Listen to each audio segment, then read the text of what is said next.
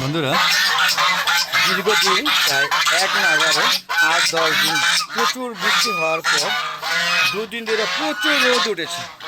এত রোদ দেখেন, এই দেখেন একদম শুকনো মাটি খড়খড় হয়ে গিয়েছে। তার মানে বুঝতেই পারছেন যে কী পরিমাণ রোদ এবং তাপপ্রবাহ আবার অলরেডি শুরু হয়ে গেছে। যদিও প্রচুর বৃষ্টি হয়েছে, গরম মোটেও কমেনি, গরম ছিল কিন্তু ভিজা সেটা আবার ছিল। আপনারা দেখতে পাচ্ছেন ছাদ শুকায় একদম খড়খড় অবস্থা হয়ে গেছে, মানে প্রচুর রোদ উঠেছে। আসসালামু আলাইকুম ওয়া রাহমাতুল্লাহি ওয়া বারাকাতুহু। আমাদের গ্রুপ পক্ষ থেকে ছাদ বাগানের সবাইকে স্বাগত।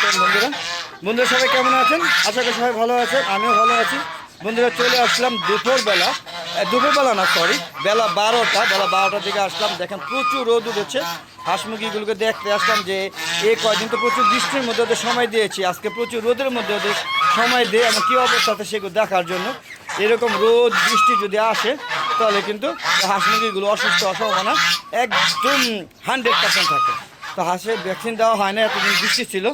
তো দেখি আজকে না পারলো, কালকে আমাদের ভ্যাকসিনটা দিয়ে কমপ্লিট করবো। নাহলে এই হাঁসগুলো এখন কিন্তু ডিম পাড়া শুরু করছে। এই যে রাজ হাঁসগুলো ডিম পাড়ছে, পাশাপাশি চীনা হাঁসগুলো ডিম পাড়ছে। আর এক একটা চীনা হাঁসের সাইজ দেখবেন, এই যে দেখেন এটা হলো জাতা চীনা হাঁস। দেখেন কী অবস্থা, দেখেন প্রায় 6 কেজি প্লাস, আর ওইটা হলো 5 কেজি প্লাস। তো বুঝতে পারছেন যে এত সুন্দর সুন্দর ওজনওয়ালা হাঁস মুরগিগুলো যদি কোনো কারণে একটু ভাইরাস বা ব্যাকটেরিয়া দ্বারা আক্রান্ত হয় তাহলে কিন্তু তারা অসুস্থ হয়ে মারা যাবে। চীনা হাঁসটা কেমন মাথাটা খোপাটা ফুলে একটি খাবার একটা দেখতে পাচ্ছেন বন্ধুরা আসলে প্রচুর গরম পড়ছে। আমার মানে চাঁদি সব গরম হয়ে যেতেছে। দেখেন সাদা চীনা রাজহাঁসের জুটি দেখেন, এটা এবারই প্রথম।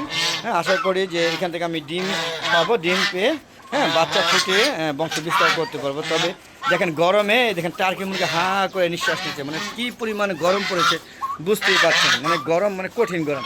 আর দেখেন আমার ডাঁটা শাকগুলো দেখছেন কী অবস্থা, সব ভেঙে চুরে একাকার হয়ে গিয়েছে।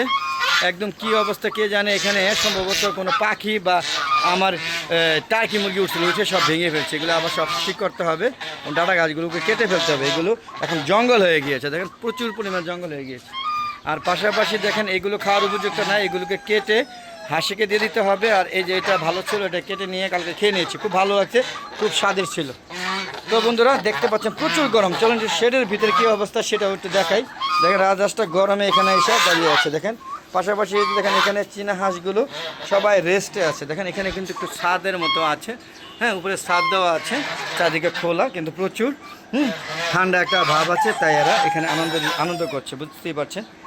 আর এই যে এটার ভিতরে কিন্তু রাজহাঁস ডিম পারে, যদিও এটা ডিমের জন্য প্রস্তুত ছিল, ডিম নিয়ে যাওয়ার পরে এইভাবে মানে ফালাই রাখছে, যার কারণে রাজহাঁস ঢুকতে পারছে না। বন্ধু এটা ঠিক করে থইলাম যাতে হাঁসে ডিম পারে, যে ওই কোনাটার মধ্যে ডিম পেরেছিল, তো আবার এটা ঠিক করে রাখলাম।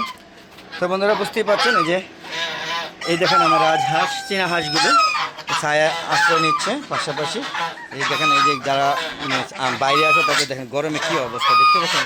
এই যে মানে হা করে দম নিচ্ছে, দেখেন কী অবস্থা, দেখেন অবস্থা খুবই খারাপ, প্রচুর গরম। আর এই দেখেন মাটির অবস্থা কি দেখেন, মাটি একদম শক্ত হয়ে লো হয়ে গেছে। আজকে যদি গাছে পানি না দেওয়া হয় তাহলে সবগুলো ঢলে যাবে।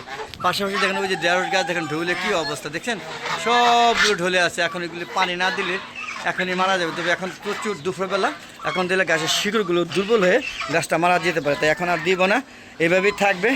বিকাল 4টার পরে মেবি আসর আজান দেওয়ার পরে গাছে পানি দিতে হবে। তো চলুন বন্ধুরা ভিতরে একটু গিয়ে দেখি। আমার এই যে এখানে কিছু জায়গা, আর এইগুলো একটু স্যাঁতস্যাঁতে আছে, এগুলো ঠিক হয়ে যাবে, আস্তে আস্তে শুকাচ্ছে। কারেন্ট চলে গেছে, বুঝতেই পারছেন। এই যে আমার কবুতরগুলো আস্তে আস্তে কিন্তু ওদের প্রজন্ম বাড়ছে, বাচ্চা হয়ে। তো এই যে আমার লেয়ার মুরগিগুলো দেখেন, এই যে কবুতরগুলো উড়াউড়ি করতেছে, আস্তে আস্তে কিন্তু বাড়ছে। অন্ধকার হয়ে গিয়েছে তো, কারেন্ট নাই, আর এই সাইডটা একটু অন্ধকার থাকে। আর এই যে দেখেন আমার লেয়ার মুরগিগুলো আল্লাহর মধ্যে সুস্থ আছে। পাশাপাশি ওই যে টাইগার মুরগিগুলো একসাথে আনা হয়েছে। তো বন্ধুরা অন্ধকার তো বেরিয়ে যায়। চলেন বন্ধুরা কেমন লাগছে ভিডিওটা কমেন্ট করে জানাবেন। আর এরকম ভিডিও পেতে চলে অবশ্যই আমার হালাদা এগ্রো চ্যানেলের পাশে থাকবেন। আর বন্ধুরা আমার একটা ফেসবুক পেজ আছে মিজান এগ্রো বিডি, ফেসবুক পেজটাকে প্রথম ফলো দিবেন। ফলো দিয়ে সম্পূর্ণ ভিডিও দেখে সুন্দর সুন্দর কমেন্ট করবেন এবং আপনাদের কমেন্টগুলো আমরা পড়ে থাকি ভালোভাবে এবং সুন্দরভাবে উত্তর দিয়ে থাকি। আর বন্ধুরা যদি আমার ভিডিওগুলো ভালো লাগে এবং ছাদ বাগানের প্রতি যদি আকৃষ্ট হন তাহলে অবশ্যই শেয়ার করে সবাইকে দেখার সুযোগ করে দেবেন। আর আপনারা সবাই ছাদ বাগান করবেন। ছাদে গাছগাছলা থাকলে অন্তত গরমের মধ্যে ছাদে আসলে প্রশান্তি পাওয়া যায়। সবচেয়ে বড় কথা অক্সিজেন, তারপরে বিভিন্ন ধরনের ফলমূল সবজি ইত্যাদি আপনাদের প্রয়োজনীয় পুষ্টির চাহিদা পূরণ হবে। পাশাপাশি যদি রাজহাঁস, চীনাহাঁস অথবা দেশি মুরগি, সোনালী মুরগি, যে ধরনের মুরগি যদি 4-5টা পালেন তাহলে ডিমের চাহিদা এবং আমিষের চাহিদা কিন্তু পূরণ হবে।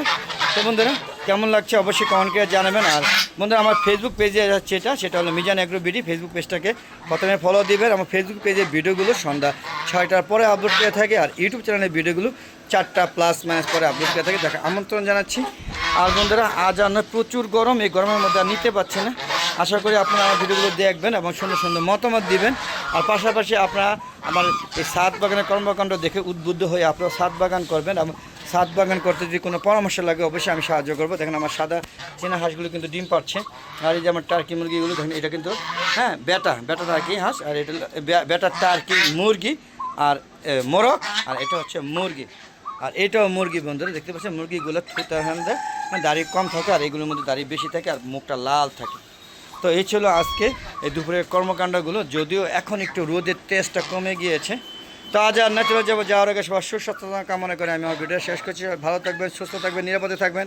আর বেশি বেশি আমার ইউটিউব চ্যানেল এবং ফেসবুক পেজে ভিডিওগুলো দেখবেন, সুন্দর সুন্দর মতামত দিবেন এবং সবাই ছাদ বাগানের প্রতি উদ্বুদ্ধ হবেন এই আশা করে আজকের মতো বিদায় নিচ্ছি।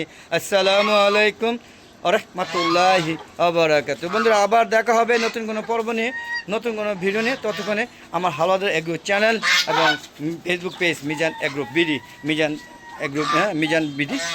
এগ্রো বিডি দেখার আমন্ত্রণ জানিয়ে বিদায় নিলাম আজকের মতো। খুদা হাফেজ, বিদায়।